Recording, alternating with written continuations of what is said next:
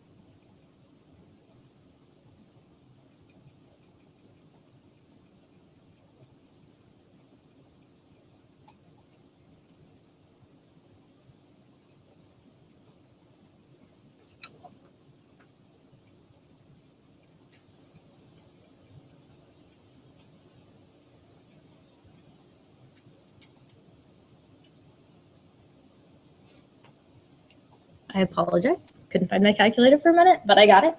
And hopefully you did too. Kp is equal to 1,920. Like on Kc, we don't worry as much about units here. However, you do want to acknowledge which pressure unit you use since there are so many more options for pressure. So we're going to label this as ATM so that the world knows that we were using ATM pressures to solve for that value instead of millimeters of mercury or torr. So a couple things to consider is that these guys here are what we would consider the partial pressures. And so we're going to use that term a lot today when we talk about the term partial pressures. Don't let that get you tricked. All that means is each part of these make up the total pressure of your system. So remember, these are all together at equilibrium. And since these are our equilibrium values, excuse me, I didn't say that up here, but they are. So these are the equilibrium values. So that means let's say they're all inside a balloon, they're going to be all inside that same system. So these three pressures together make the total pressure of the balloon. So if I wanted to talk about what just NOCl's pressure is, that's part of the whole thing, so we would call that the partial pressure. We're going to spend a lot more time in this over the next few weeks, but I still just want to try it so that you guys kind of know what's going on. All right, let's go back to solve this problem. Sulfur chloride, SO2Cl2. I'm not 100% sure how well this picture is coming up through the picture. I tried to set it up, but you never know. So you guys should have this on a piece of paper in front of you, and hopefully you can see it as well. I'm going to do my best, and I appreciate your cooperation. So this is an old FRQ type question. Sulfur chloride is this compound right here. Sulfuryl chloride, I suppose. And so when it's heated according to this equation here, SO2Cl2, and that's a gas, and it makes SO2 gas and Cl2 gas. Often your equilibrium values are going to be, the equilibrium reactions are going to be gases. And so you'll just now going to need to pay attention to whether or not you're being asked for Kp or Kc. Sometimes it won't matter. Sometimes you can use either one. So in this particular problem, like always, I love it when we figure out where our numbers are and we write them down. So it told me we have 3.509 grams of SO2Cl2 placed in an evacuated container. So then that means that this is my initial amount. And my container is 1.00 liters. So that's going to be my volume. And then my temperature, I'm told, is 375 K. In the past, we haven't always worried too much about temperature. So you may not have recognized that we want to do that today, and that wouldn't be that big of a deal. Hopefully, when you get to the actual question, you'll realize that we're going to need our temperature. So the question is, what would be the pressure in atmospheres if there's no dissociation of our SO2Cl2? So what that's asking is, what's the pressure of this number of grams? The only way that we know how to go from pressure, grams, liters, and a temperature is using everybody's favorite equation, Pivnert, PV equals nRT. And so we don't have my number of moles yet, but we're going to need to change that to number of moles. But we've got a volume and we've got a temperature, and we're solving for pressure.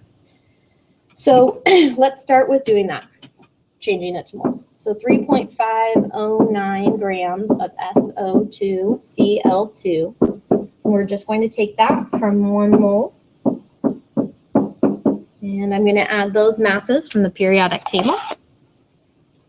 Feel free to do this with me.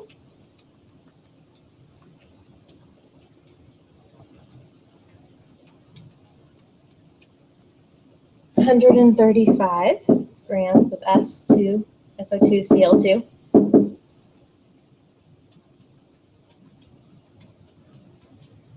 Gives me 0.02599. So I'm going to write that over here just to make sure you guys can see it. 0.02599 moles of SO2Cl2.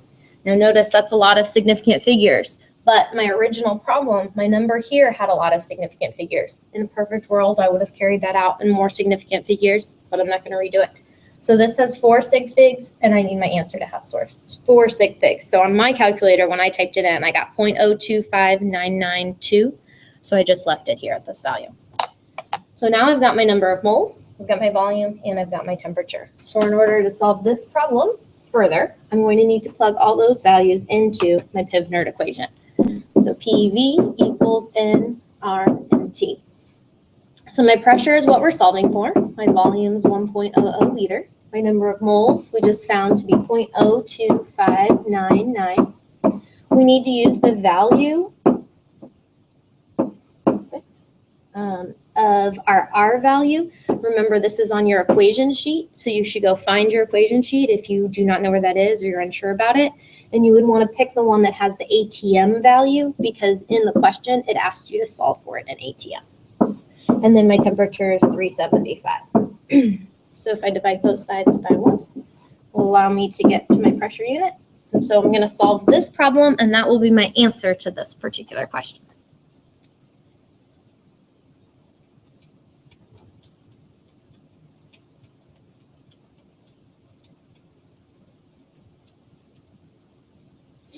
So my pressure, let's see, I have 3 significant figures, I believe. So 0.0799 atm. And remember, this is my pressure of SO2, Cl2. And so that would be my answer for this problem. Probably would be a 2-point problem.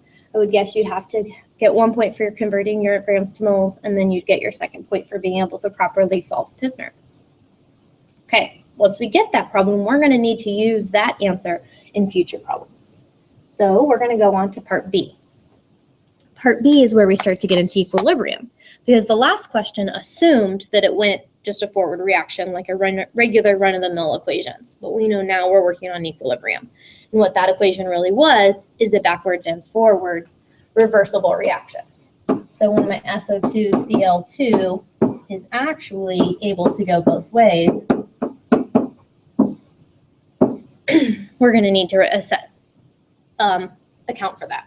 So we've got our equation. We can write our equilibrium expression, and it's asking us to calculate the partial pressures of our values given our information.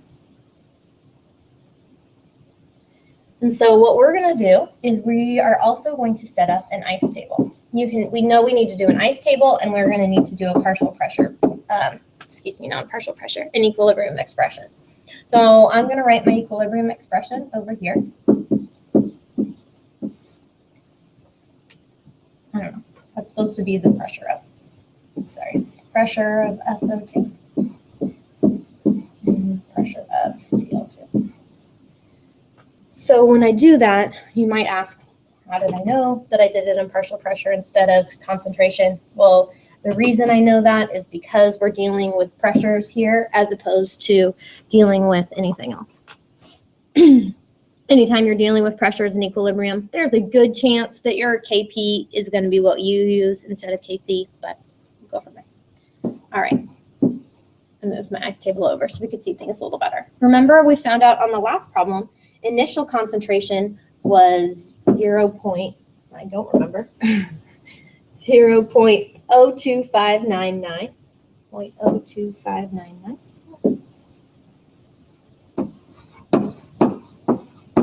And remember, that was my number of moles, but because it's also in 0.00 liters, it's conveniently also my molarity.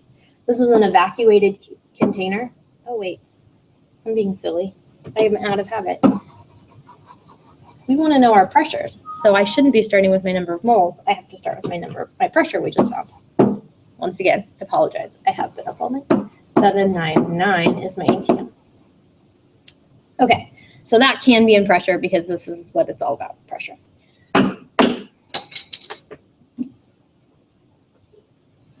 You guys miss me, I know. All right, so then we're going to set up our ice table just like usual. This part's not too crazy. We're going to lose it from this side, we know, because has to move forward in order to get to equilibrium.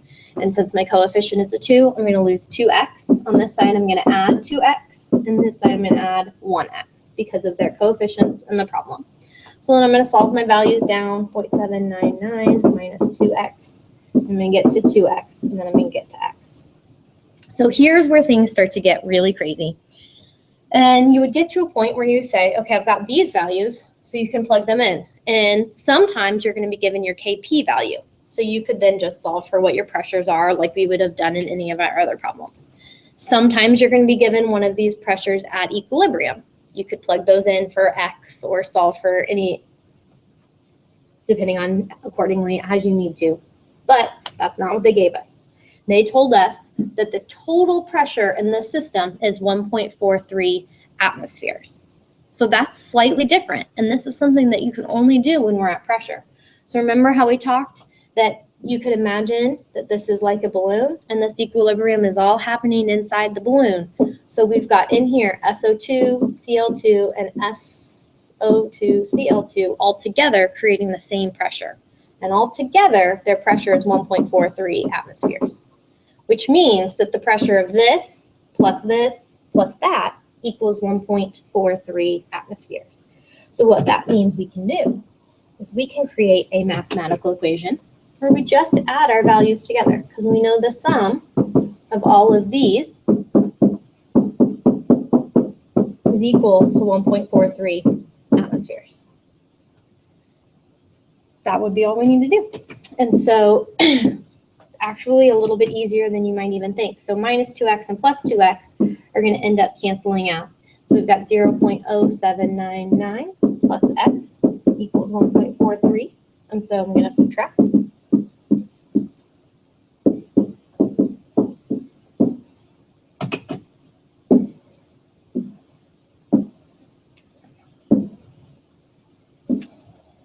Okay, so I don't know if that was too low for you guys to see. I combined those, subtracted this from one side, and so then that'll tell me what value my x is.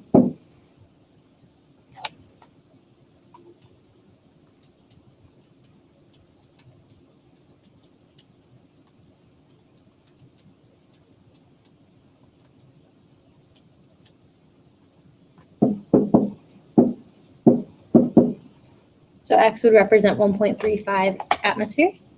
And now what we could do, I don't remember what the question was asking, calculate the partial pressure of each at equilibrium. So that tells me if x is 1.3 atmospheres, then the pressure of Cl2 is 1.3. The pressure of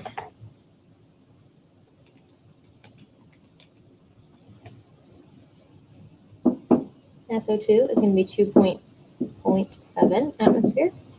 And then, that can't be that.